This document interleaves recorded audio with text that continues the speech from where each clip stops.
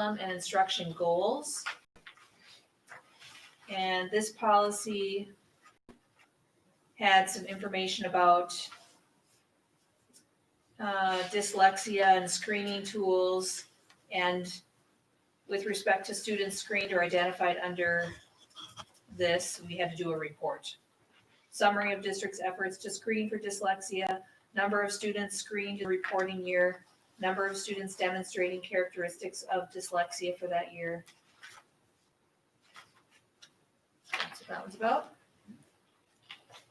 Policy 607 is organization of grade levels.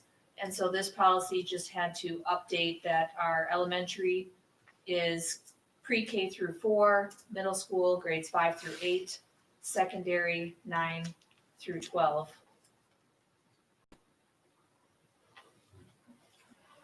There was also a part in there added about a school district may request documentation that verifies a student falls within the school's minimum and maximum age requirements for admission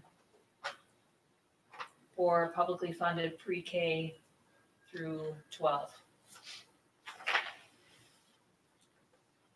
Policy 522 is expanded to a lot more pages than what it used to be, and this is sex non-discrimination policy, grievance procedure, and process. And basically this all new encompassing policy changes who the coordinator for this is, talks about training pieces that are required, and the policy is about what you can and cannot do. That's one of our longest policies. That's the first reading of our policies that we have. We have an action item to approve Pillager School e-learning day plan, and just pointing out that that's a plan, not a policy. So we have adopted a plan about e-learning days. And so this is, instead of snow days, now you have Chromebooks. So 1-to-1 Chromebooks are passed out so we can implement e-learning days. So you can continue to learn on days that you are home. You can't go. A little disappointing to not have that exciting snow day. So, we need a motion to approve the Pillager School e-learning day plan. Yes, and I'll make that motion to accept this e-learning day plan. There's a motion. Is there a second? I'll second. Is there any other discussion? All in favor? Aye. Opposed? Any questions for Becky or Sarah on policy? If not, we'll go to our business manager report. Missy? Just have a couple of things to update on. The auditors are putting their finishing touches on our audit report, so that should be ready to present the beginning of November. The other thing is with our CARES Act funding, we have to allocate part of the $295,000 that they granted us. We have to present to them, actually draw from that 75% of our funds in order to keep that $295,000. So I am creating a spreadsheet basically to allocate what expenses we want to put in that funding, because we still have some other funds that are going to extend into 2021, the ESSER and the GEAR. So we're just trying to basically figure out which expenses we want for the CARES Act, because that has to be spent by December 30th, and which ones we can hold off and allocate later on to the other funds. Okay. That's about it. All right. You're not gonna have a problem doing that, right? You'll be It able to doesn't find look it that out. way. Okay, good, good. We'll leave it. Great answer. Any questions for Missy? Thank you. Wasn't there, Go ahead.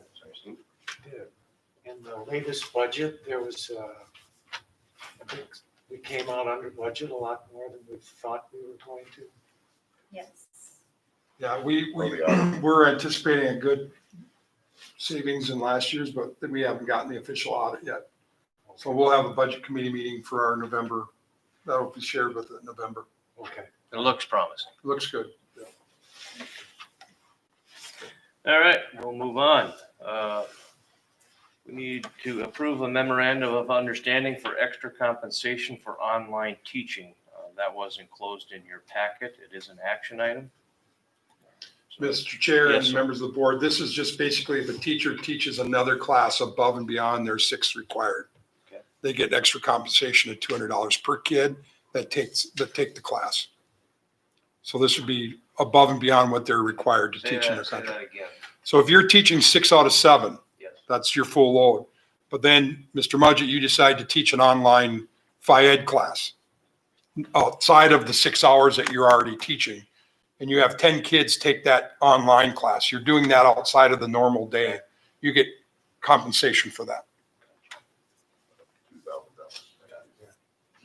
$2,000. And we choose which classes we want to offer, right? And then teachers then step up. and say, There's pieces that we have to do. We can't make somebody do one. They have to be mutually agreed upon. No, but they can't say, a teacher can't say, No, I want to test, I want to. we do it together. It's mutually agreed upon, something that we have a need for. Yeah. And I think it's limited. It's the same as what we did last year. We just didn't get a very good chance to work on it last year because we got into COVID. Got cut short. So we just basically extended it one more year. The only piece that's different than what we did last year was last year we only had up to 2 teachers that could do it. This year it's up to 5. We're gonna have more if they want to. We don't have that many right now, but so. Is there a motion to approve the memorandum of understanding for extra compensation for online teaching? I'll make that motion. Is there a second? I'll second. Any other discussion? All in favor? Aye. Opposed? Then we do need Sarah and Scott to sign that tonight too. Also in your board packet, there's a resolution to approve the statement to stabilize funding for the fiscal school year 21 and provide a hold harmless for pupil counts. That was enclosed. It is a roll call.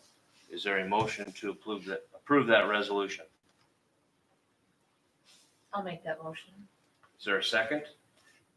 I'll second. Any other discussion? Is that something that every year you do this? Yeah, we'll send it. That it came from the minutes. We will forward to MSBA that they will send it to the legislature. No, Do but we as a board vote on that every Yeah, year? you have a roll call vote. He wanted to know if it was every year. No, this is just for the, this is for this year. because of the pandemic. Yeah. Got it. So We want to be held harmless. Yep. We don't want to be punished for losing kids and, Absolutely. a lot of us have 80, 100 kids going homeschool that you Yep. can't prepare. Yep.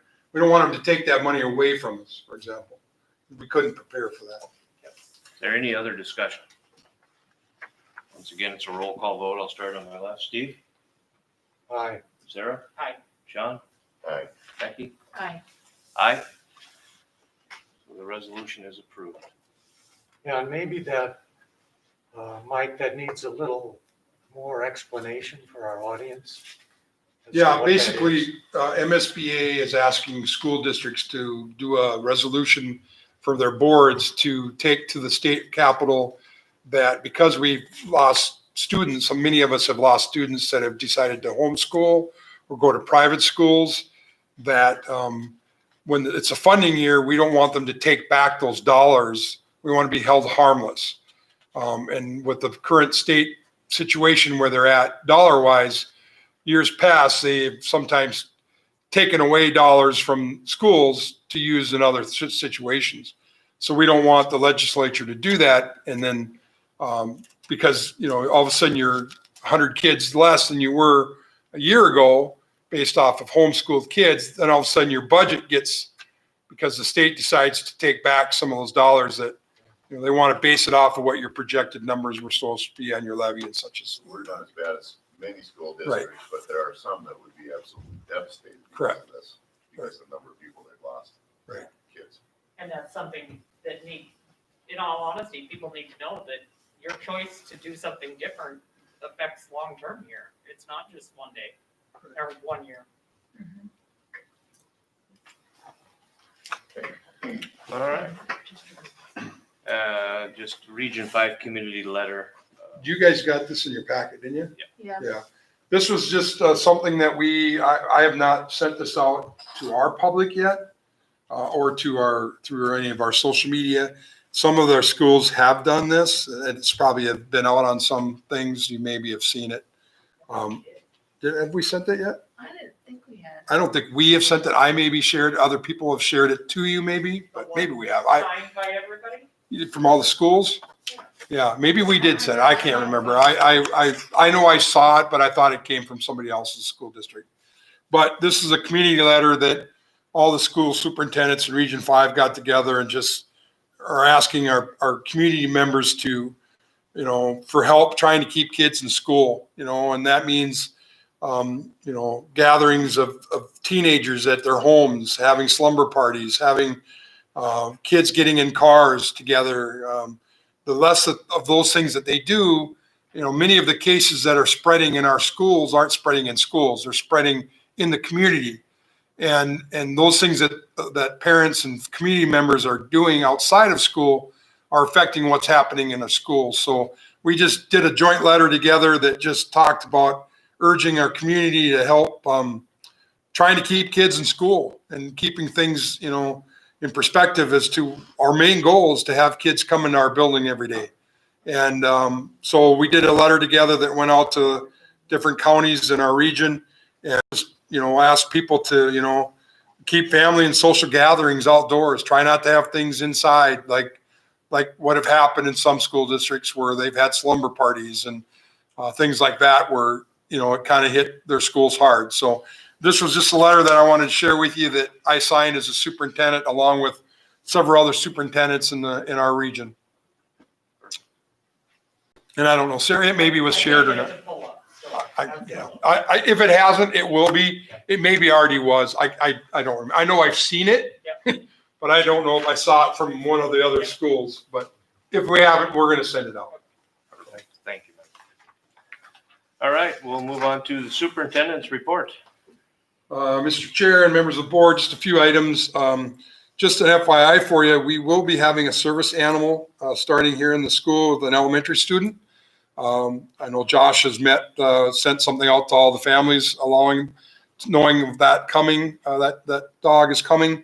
And just to kind of give a heads up to the kids as well as that the dog is a working dog and not to, go up and pet it and stuff.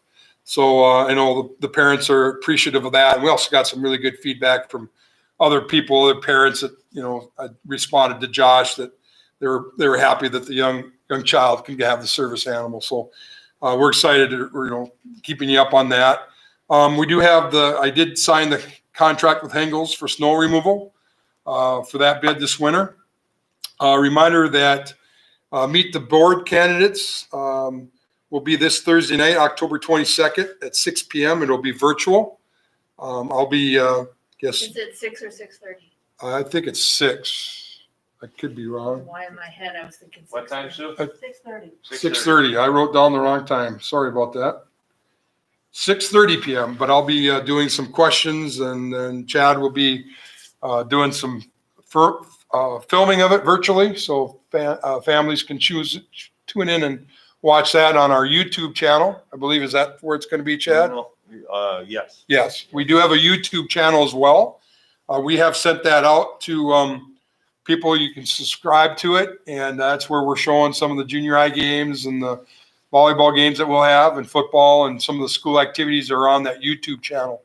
We're watching all of our football games. Yep. So if you haven't subscribed to that yet, just Google Pillager's YouTube and school YouTube, it'll come up. We will have a budget committee meeting in November, curriculum committee meeting, and also a facility committee meeting, I believe. So we'll have those coming up for November. And the last thing I have is just a little bit of FYI on the learning plan. Obviously, we are moving to hybrid tomorrow for grades 5 through 12. We go to the A and the B day. A is on Monday, Tuesday. B is on Thursday, Friday. The other days would be distance learning for those students. As Steve said earlier, Morrison, Todd, Cass, and Crow, the county numbers are going up. And also with the cases that we've had here in school, the biggest piece isn't that it's being spread in school. It's the contact tracing that becomes very difficult when you have buses involved and kids in class. going to hybrid, if some of the cases that we do have continue, that hybrid model will really help us keep kids in school even at least a couple days. We currently have about 153 students that were quarantined, that are quarantined now. We did have 80 first graders a few weeks ago, but they came back. Then that day we sent out some others. The biggest piece is the bus ride. You know, when you get those many kids on a bus, and if they ride over 30 minutes, you have to also quarantine those as well. So going to a hybrid, half the capacity on the bus and then half the capacity in those schools, in those classrooms, hopefully will help cut down, if you do have a case, a lot less of kids will have to be quarantined. So rather than having 150 kids out quarantined for 14 straight days, you might have 60 or 70 that would be quarantined possibly, because now you don't have to quarantine any kids in the classroom because they can spread out. They won't be within 6 feet of each other in those classrooms. So that eliminates those kids.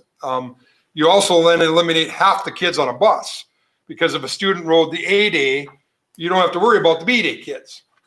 So by going to hybrid right now, I think you're ensuring at least kids will be here 2 days a week versus no days a week for those kids that are quarantined.